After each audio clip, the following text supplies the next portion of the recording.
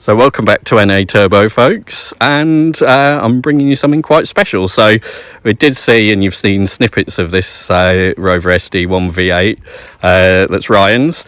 So I'll just take you for a quick walk around it. Now we've actually got it out in the sunshine and it's running. So if we pan round, so Ryan will tell you a bit more about it, but this has been a complete nut and bolt refurb that I won't be so crass as to tell you how much it cost, because it's quite upsetting. But it's now better than it ever was in factory, if I can get my dodgy camera work to actually show it. And we just take a look in the interior. Like I say, everything has been completely redone from factory up.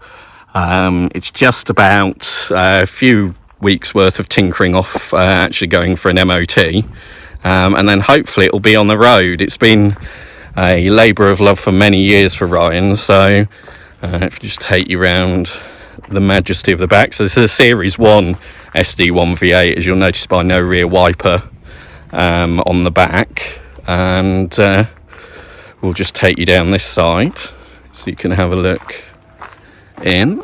And again, this is a rare manual. It was originally, years and years ago when it was new, a automatic, but many years ago it was converted to a manual. So we'll just go back to the front, take you around. So yeah, I think you probably might have seen some clips of us tinkering with the carbs on it, but I'll just hand you over to Ryan to tell you a bit more about what it is. There's too much to go into in terms of what he's actually done, but yeah, if you want to sort of tell us a bit more about it.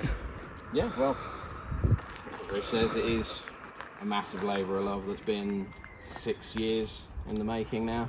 Yeah. A car I never imagined would take 6 years to rebuild, but did take 6 years to rebuild. But yeah, Series 1, 1980 car. It's registered on an 82, but it is actually an 80 car.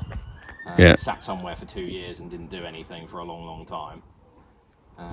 And then it had a very sort of careful early life. I have its MOTs right back to, I think it's 84, 85, so when it was only a few years old. Yeah. And it took till, I think, 1991 to do 10,000 miles. So really low mileage. And this car does actually have a million-mile odometer, so it does register above 100,000. It doesn't. Okay. It doesn't roll. Which is unusual for a car of that age as well. It doesn't roll over at 99,000 back to zero, so I can be fairly confident of its actual mileage. But yeah, it seems to have been owned. I haven't got any information, unfortunately, but it seems to have been owned by somebody who used it as a tow car, as a second tow car. Yeah. Which probably a lot of them were back in the day, just because of the, I'm guessing, the torque from the V8. Yeah, so they bought it as a tow car. It was originally delivered to, it's a local car to us, effectively it was delivered to Peterborough, and it spent all of its life mostly around Peterborough, and then a bit in London, and then back up here again. Yeah, and you got it how many years ago was it now? It's 7 years now. And again, we won't be so crass to tell you how little was paid for it at the time before these cars were actually worth that amount of money. Well, even technically, this car was sat in a guy's back garden, effectively, who collected Rover P6s. Yeah, it was a bit of a really nice car, but a bit of a hoarder. He had everything wild and wacky in this sort of sprawling property. That was near Peterborough, I think, wasn't it? Yeah. He had everything wild and wacky, from sort of series Range Rovers to Renault 25s and everything, and this as well. Yeah, and this was a car he used for a few years in between 2000 and 2003, I believe it was when it came off the road. Yeah. The last time. Because wasn't it actually featured in a magazine in that period as well? It was in Practical Classics in 2001 or 2, I think it was. It was in their best cars you could buy for under, I think at the time, under 1,500 quid. Yeah, which, anybody that doesn't know a lot about these cars now, have a look on eBay and try and find one in any shape for that amount of money.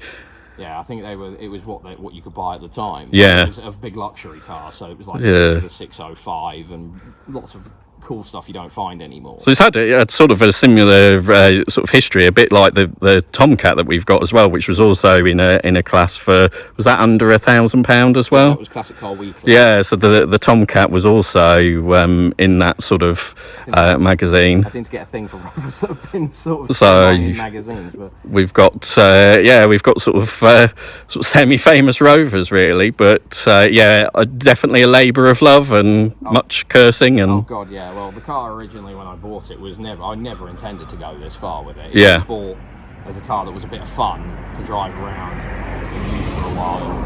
I bought it before I could weld and do all sorts of stuff, so it taught us how to do a bit of welding on it, and we got it back on the road in the state it was in, which was it was pretty sorry for itself. But then you took it. Was it a Devon trip? You took it on? We took it. A group of friends and I, 4 friends, took it pretty much about 2 weeks after it passed its MOT. Yeah. On a 500-mile jaunt down to Durdle Door in Dorset. And again, not a single problem. No, apart from the glove box handle exploding and then having to tie it up with a camp wire tent for a while. So again, and I mean, I've been sort of one of those people that, you know, in the past thought, you know, oh, Rovers, they're unreliable. But, you know, since now part owning the Tomcat and seeing this, it proves they're not. That's a myth, you know. They have quirks, and it's very Rover in a certain way. Yeah. And, yeah, the build quality is pretty bad, especially on it. It was an early car. They really didn't know what they just couldn't put them together, unfortunately. Not for trying. They all were very into trying to get it to go, but management and time didn't work out. Yeah. As you see with this, you park this next to, like, say a Mark 1 Granada of the time, and this thing's panel gaps are so wide you can drive a bus through it. That is just how they are. Yeah. But it's something that sort of now, back then, you know, I suppose if you'd bought it new, you'd have been peeved, to say the least. But now it's kind of part of its charm in a way. Yeah, they're not as awfully built as people would probably think they were, and their history's quite good. They're very forward cars of their time. Yeah. They tried a lot of different things on these, and they're quite an interesting story if you look at how they were developed. I mean, this one for an 82 car has got electric front windows, central locking on the key. You know, how many other cars had that back in 82?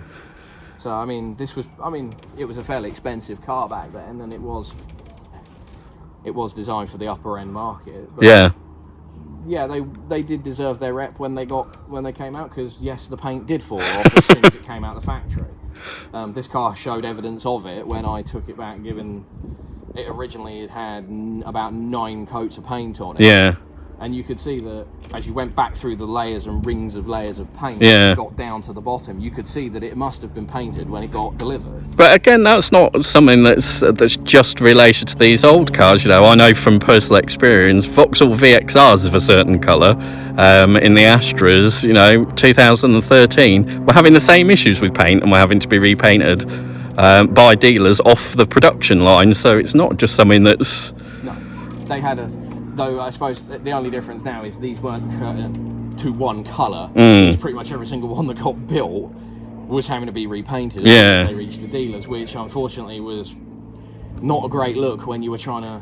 and it was marketed as a premium car, wasn't it? And this had the factory to build this car was a ginormous investment from various people, and it created a very forward car that if it was if it stayed together and the paint didn't fall off of them and the interior didn't disintegrate, are brilliant. They drive.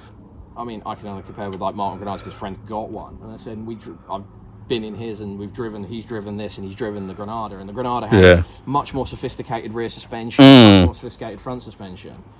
But out of the two of them, as he said to me, is that handles better than it's very simple in its suspension. I mean, just moving it about, just sort of now, you know, you can see, and I forgot how floaty and how absorbent it is over bumps. It's just like a magic carpet ride, and it's not a hydropneumatic Citroen or anything like that, but it floats over bumps, you know. Hannibal the Super in comparison, although it's got sport shocks on it, whilst it's a nice ride, you still feel the bumps. That just glides over them. Yeah. So this is, being an early car, has the weird self-leveling rear suspension. Oh yeah, I forgot about that. There was a Nivermat suspension, which is partly why it's a bit softer. Yeah. And it has fairly soft springs on it, and it is obviously big profile tyres. But yeah, it's a beautiful wafting machine, but yeah, it drives quite nicely. But so that's just a bit of sort of introduction to it, and I'm sure everybody want to see what it's like under the bonnet and what it sounds like. So cut back to us in a second, and we'll give you a bit of a view of that. Right, so welcome back to the channel, and here's the bit any petrol head's been waiting for. We're going to not only have a look under the bonnet, but also hear it. And there is nothing like the sound of a V8. So if we come in, you can now see the majesty of the Rover 3.5 V8. So this one's had some tweaks in terms of, you've got what, a high lift cam in it and lifters set. Yeah, so it's mostly stock bar. It's got a sports torque cam in it. Yeah. It's got Vitesse high comp pistons in it. Yeah. 20 thou over, and slightly decked cylinder head. So it's higher compression than it was originally. So it's running around 10:1 compression like the earlier V8s were. Yeah. Rather than the later ones, which this would have been a 9.3:1 originally. Yeah. So it's a bit peppier. It's not. It definitely, you can feel the torque from it, and it does shove you back in the seat. It's not ridiculous. It's probably running, once it's bedded in, probably 170 horsepower, 180 horsepower. Maybe. Yeah, which is still a big uptake from the what are they, 150 a standard? 155. Yeah, so. Yeah. So that's still a fairly big, uplift. So they're not. It's not hugely powerful. It's torquey. Yeah. It's quite nice. Stick it in fifth and it will sit there at 700 RPM at 30 mile an hour and not even bat an eyelid. Yeah. So I'm sure everybody wants to hear it running, so we'll do that, because we've had a bit of a storm here overnight and now we're busily being eaten alive by all sorts of bugs. So we'll start her up, and you can hear the majesty. Noise alert, by the way.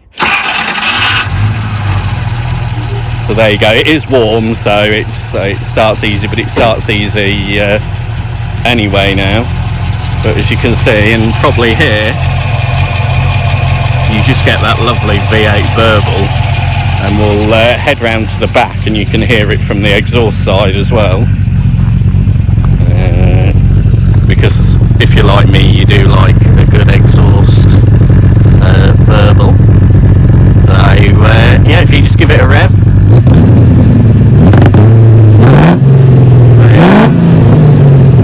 So noise alert, but how can anybody not like that sound? So yeah, we thought we'd just introduce the SD1 to you. We'll do some more as we can, when we can, on it, because as I say, Ryan's got a few more bits to finish off on it before it goes in for a ticket. And yeah, we'll probably do some driving videos hopefully once it's all done and passed. So as we're both busily being eaten alive by bugs, I'll say thanks for watching, and yeah, do hit like and subscribe if you like the channel, and join us again soon. Thanks a lot.